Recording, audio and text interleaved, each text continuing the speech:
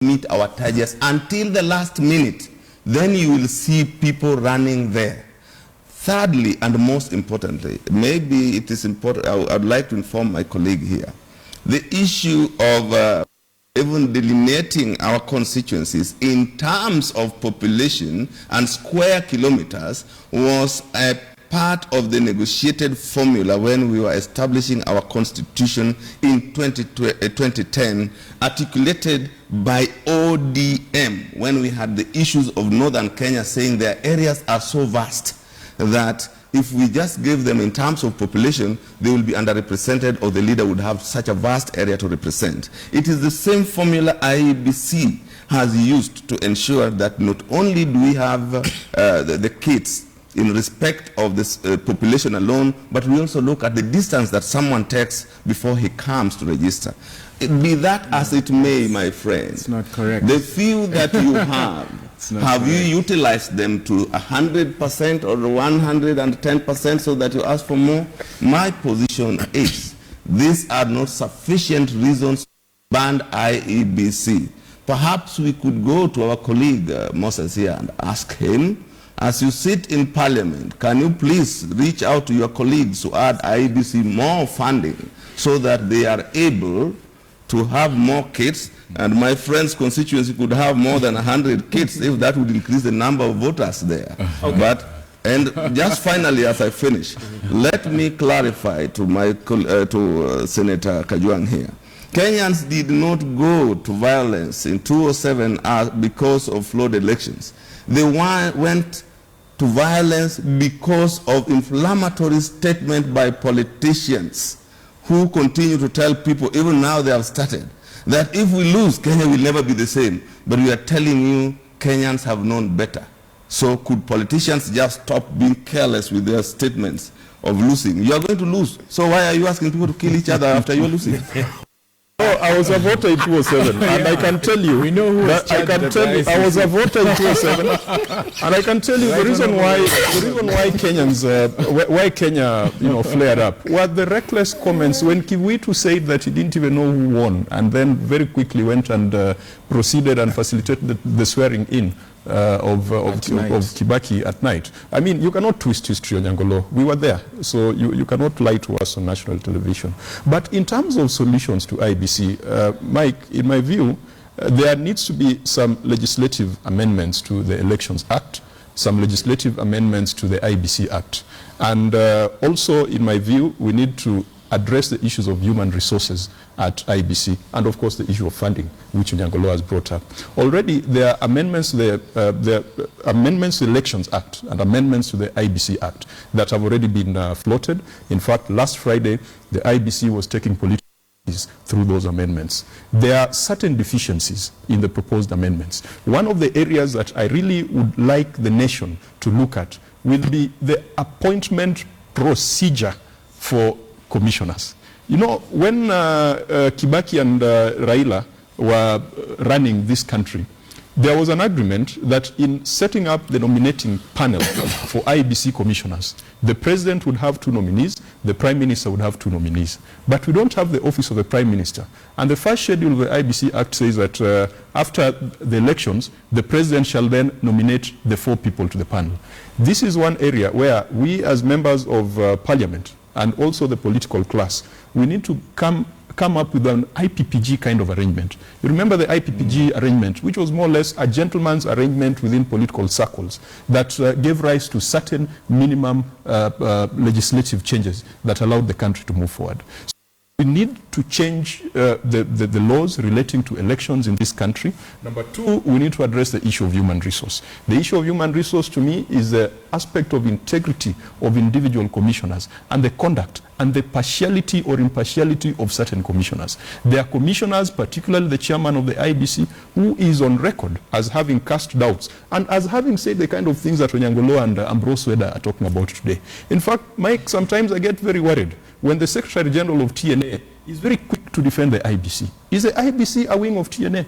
Is it the electoral department but does that for make it TNA? wrong for him to I am the Secretary General of the party of government. It does not stop him. But IEBC is not an agent of government. IEBC is an independent institution. Yes. So there are commissioners there who have expressed some level of partiality that is not acceptable for us as we go into the next election. Okay, finally, the last point of the termination of the duration of the tenure of the commissioners. The Ombudsman himself has offered an advisory opinion that probably we need to start the process of getting these commissioners out of office early. Because if we go into the next election and someone goes to the Supreme Court and challenges the results, and then we go into another election, and then there's a runoff, and then there's a petition, you'll end up with an IEBC that will not have the legal force to be in office. I think that is a conversation that we need to have without taking sides, because the IEBC in 2007, I repeat, it is the IEBC or the ECK back then that plunged this country into chaos. Okay, Empress Weda, evidently there is need for IEBC. Something needs to happen for at least the confidence of the public generally to be in IEBC. Currently it is not. So what solutions would you offer? Now, before I say the solution, you know, this current IEBC, the people went there, they were put in there during the tenure of President Mwai Kibaki and Honorable Raila Odinga. That time, President Uhuru and his deputy were outside in the periphery suspects.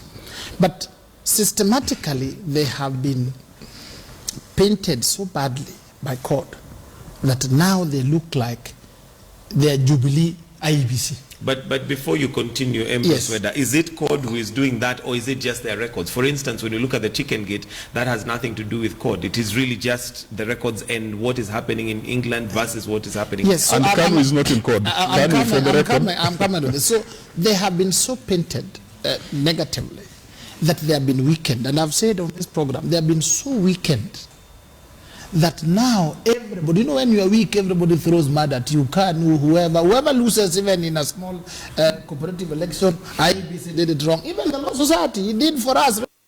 Some of us won with a landslide. Some people are going to court and say, they are not qualified to do this thing. They did it wrong. Even the LSK one is already in court. Believe you me. Yani, we have beaten IEBC so badly. We have weakened it. But it is not IEBC.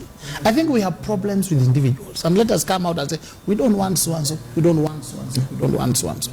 With the meager resources and having failed to build these institutions, with weak laws, even if we removed Hassan and removed who and put who, and I'm telling God, it would be more interesting having new people, the way you fear rigging, the way you are claiming rigging, having new people who have no idea how to run elections, and how to rig. Which side of the country, all these things. With that, you are worse off than you are now. I think let us strengthen IEBC, and then the individuals we think are so damaged, let us ask them to quit, so that we bring the people we think will do it. But I am saying a new team who have no idea, who have no experience, CORD will be worse off then than you are today. I'd rather we strengthen the institutions. If you think my classmate and friend who was actually a Raila nominee, Hassan was from Raila's side. Plus the deputy. Plus the deputy, except when you lose it's a problem. Then if you think they are the problems, I know Hassan is highly educated and international, you will get another job. Then you bring in Akala here. Still Akala will cross over. So I think my view is let us strengthen the institution, let us put enough money, and then if we have one or two people we do not want, let us ask them to leave. But if we put in a brand new team, we are in a big trouble.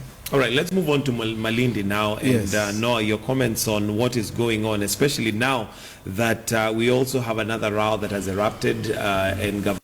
On the spot, with of course security detail being withdrawn. However, Kaiseri coming out and saying that this is just procedural in auditing the security detail for all political leaders, not just Joe. This is my feeling about the Malindi by-election. It was very high stakes for the Jubilee government. Uhuru Kenyatta as president nominated Dan Kazungu to become the new minister for mining, and thereby occasioned this by-election. The Kilifi North Member of Parliament, Mheshimiwa Gideon Mung'aro, had led the Jubilee coalition to believe that they had gained such popularity at the coast that they would be able to steamroll us there. And this led to the president spending upwards of 1 month in Mombasa and Kilifi over the December holidays. And you'll remember the Right Honorable Raila Odinga said that even if the president were to spend an entire day at the coast, it would take only 1 day of his presence there for him to wash out that stain. And that is exactly what happened on Monday the 7th in Malindi. The people of Malindi exercised their democratic right, despite state intimidation that saw heavy deployment of security forces. We saw armored personnel carriers.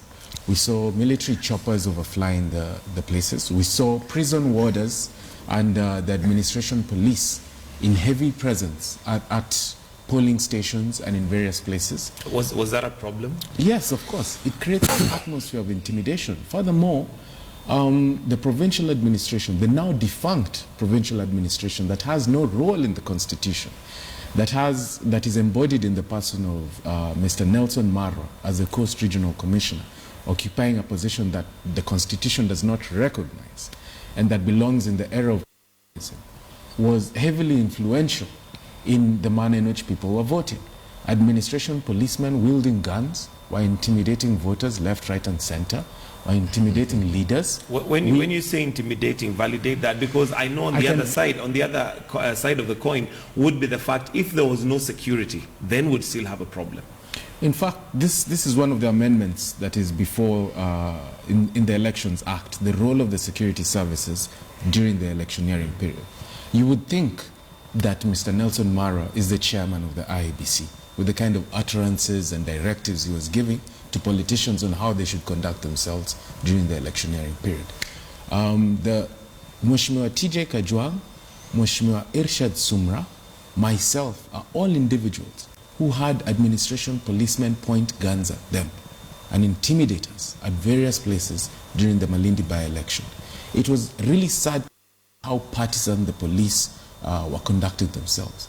And it's only fortunate that through human interaction, we came to learn that it's not out of their own free will, but due to orders from above. We saw a large number of Jubilee agents, MCAs from Nairobi, a member of parliament from Mwea, found in possession of upwards of 300, 400,000 shillings at polling centers, buying IDs. A large number of these people were caught live on camera. Large number of them were arrested by citizens, presented to police stations, from where they were immediately released without charge. And then a few days afterwards, we begin to hear the state, in the person of Nelson Marwa, now say that the demeanor, and this is what I find very shocking, that the demeanor of the ODM deputy party leader does not warrant him to possess a firearm, which he has been in possession of for over years. We would like the Coast Regional Commissioner to kindly illustrate to us this demeanor meter that he is using to gauge how one's demeanor entitles him to this privilege of a firearm or not. All right, let me hear from Onyango Olo. Huge accusations there of the security presence seemingly being biased or alleged. Sometimes it baffles me when statements are just thrown like that. The government, of course, has a responsibility to ensure that peace prevails during such activities. More importantly, when in volatile areas, that peace is sufficiently, or security agents are sufficiently deployed to ensure that citizens don't harm each other. And what better area than in an area where ODM is going to participate than would need to roll out serious security agencies. They have a history of even conducting their own internal elections into an arena of violence and bloodshed. You have seen it even in Kasarani. So had the security apparatus not appeared there, probably would be talking a different story. As my colleague Mr. Carlos told you, we were with him in Malindi. And I can tell you for the first time what I saw. I even feel Kaiseri is not doing enough. Those people should have been disarmed that very moment Which people? The ODM brigade, the two governors ran amok over the people with their guns, touting them now and again. In fact, what happened? Substantiate.